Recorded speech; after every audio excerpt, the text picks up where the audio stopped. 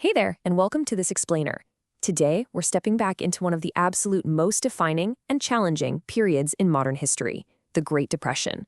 But look, we aren't just going to sit here and look at dry spreadsheets, statistics, and economic charts.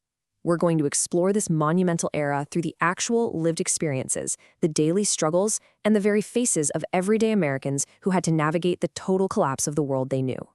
Okay, so here's our roadmap for the journey today. We'll start with the crash of 1929, move into Hoovervilles and despair, examine the massive political shift with FDR and the New Deal, take a look at the visual record in documenting the human struggle, and finally, end with the path to war.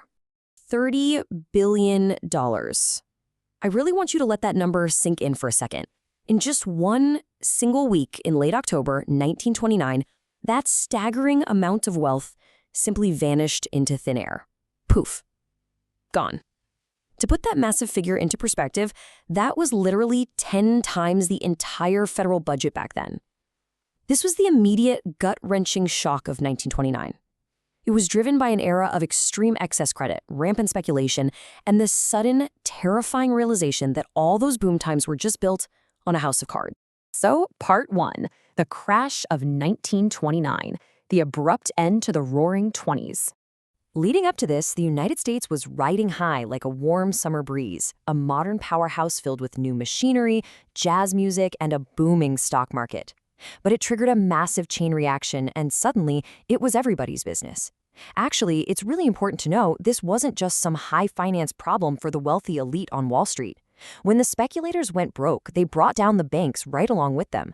The banks, suddenly totally out of cash, just refused to lend. Panic spread like wildfire nationwide. Everyday savers rushed to withdraw their hard-earned money, only to find the vaults completely empty. Credit and investment simply froze overnight. Which brings us to Part 2, Hoovervilles and despair. How the human toll spilled out onto the streets. The economic descent was just staggering. We can basically condense years of rapid collapse into one mounting, inescapable crisis. October 1929 triggers the initial panic, right? By 1930, unemployment hits 9%, which prompts 35,000 desperate people to march in New York demanding food and work. And by 1932, a jaw-dropping 25% of the workforce is out of a job. That's a quarter of the entire country with absolutely nowhere to turn. So to survive, people built what they called Hoovervilles. These were sprawling shanty towns made of literally whatever they could scavenge: metal sheets, scrap wood, some string. They named them in bitter mockery of President Hoover because his strict hands-off approach to the economy and his unyielding, almost fanatical optimism just felt like a profound betrayal to suffering citizens. We're talking about ordinary people here, including families and World War I veterans who were evicted, reduced to living in these makeshift mazes, and made to feel like absolute nobodies by a system that had totally abandoned them. And the physical suffering was profound. One quote described the hunger as being like a weed growing in your guts and tearing them all up. And you have to understand, this wasn't just skipping a meal. This was medieval-level hunger. Desperation reached such a severe breaking point that some mothers, unable to produce milk or afford any real food, were actually forced to feed their newborns bottles of melted pork fat just to try and keep them alive. Moving on to Part 3, FDR and the New Deal, the tipping point for political change. The political shift during this time was dramatic. After Hoover actually sent troops with tear gas to clear out protesting World War I veterans in Washington, his political fate was pretty much sealed. This paved the way for Franklin Delano Roosevelt to win the 1932 election in an absolute landslide. FDR and his brain trust of progressive experts didn't waste a single minute. In his famous first 100 days, they pushed through massive federal programs to restore public confidence. The Emergency Banking Act guaranteed deposits up to $10,000, which finally got fearful citizens to put their money back into the system. The National Recovery Administration, or NRA, stepped in to regulate fair competition. A sweeping public works plan immediately created 4 million jobs, putting people back to work building dams, bridges, and highways. And they strategically repealed prohibition, mostly to raise desperately needed new tax revenue on alcohol. Now, zooming out for a second, the broader global context here is fascinating. The entire world was reeling from this economic crisis, but different nations chose radically different ideological paths to manage their desperate populations. The democratic response in places like the US, France, and Britain relied on expanding welfare systems and policies like the New Deal. Meanwhile, the totalitarian response in Germany, Italy, and Japan saw fascist, racist regimes taking control. Their aim was to impose order and expand their power through discrimination, violence, and sheer force. All right, part 4, documenting the human struggle, putting a face to the crisis. The government realized pretty quickly that they needed to show the broader public exactly what was happening across the country and what these federal programs were trying to fix. Enter the Farm Security Administration, or FSA. Led by Roy Stryker, they sent photographers into the hardest-hit areas and documented terrors like the Dust Bowl. One quote describes it as, "a wind that built up like a whistling kettle, while the streets resonated like tombstones."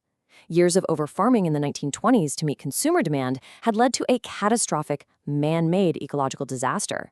The topsoil was literally being blown away by massive storms, forcing deeply indebted farmers to just abandon their land and migrate west towards California along Route 66. Masterful photographers like Dorothea Lange and Walker Evans captured this massive human migration. As it's been said, their photos tell not so much of an era, but of a struggle, a face challenging us. They captured the unvarnished dignity of the invisible people, the rural poor that mainstream society had so often ignored. By putting these striking faces in everyday newspapers, they turned marginalized individuals into relatable Americans, giving the sweeping New Deal programs a deeply compelling human face. Meanwhile, back on the factory floor, a militant rise of organized labor was taking shape. See, as industrial production slowly ticked back up, exploitation actually worsened. Workers were forced to accept lower wages and brutally fast paces. But instead of breaking their spirit, this shared misery united them across racial lines. Labor organized, leading to the founding of the CIO. This sparked direct action, most famously the intense 2-month sit-down strikes in Flint, Michigan. Ultimately, this resistance resulted in a massive democratic victory for workers, legally securing union rights and laying the essential groundwork for things like a 50-hour workweek. Which leads us to part 5, the path to war, global escalation. Take a moment to let this number sink in, 50%. In 1937, just when people thought the crisis was finally behind them, the stock market crashed again, and shares dropped by nearly half. It was completely devastating. This sudden, shocking economic relapse wiped out so much of the New Deal's progress overnight. It really exposed just how fragile America's recovery truly was, forcing FDR to massively increase public spending all over again, just to keep the country afloat. And while the economy wobbled here at home, global escalation was accelerating at a frankly terrifying pace. Hitler was annexing European territory and signing a non-aggression pact with Stalin. The Spanish Civil War raged on. Japan attacked China. Recognizing the looming threat, FDR brilliantly shifted the U.S. economy toward military production, effectively turning America into the arsenal of democracy. Through the Lend-Lease Act, the U.S. started supplying military materials on credit to allied nations. And it was this massive pivot to war production that ultimately solved the unemployment crisis for good. Just as vivid color film and wartime propaganda began replacing that stark black and white documentary era of the FSA. So, we come to our final thought for this explainer. As we look back at those anonymous faces captured in the black and white archives, the displaced farmers, the striking workers, the exhausted mothers in the Hoovervilles, what do we see? Do they reflect our own modern fears of systemic collapse, or do they represent our enduring, unshakable hopes for recovery and resilience?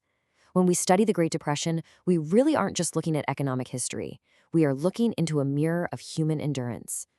Thank you so much for joining me to explore these incredible lived experiences. Keep learning, and I'll see you next time.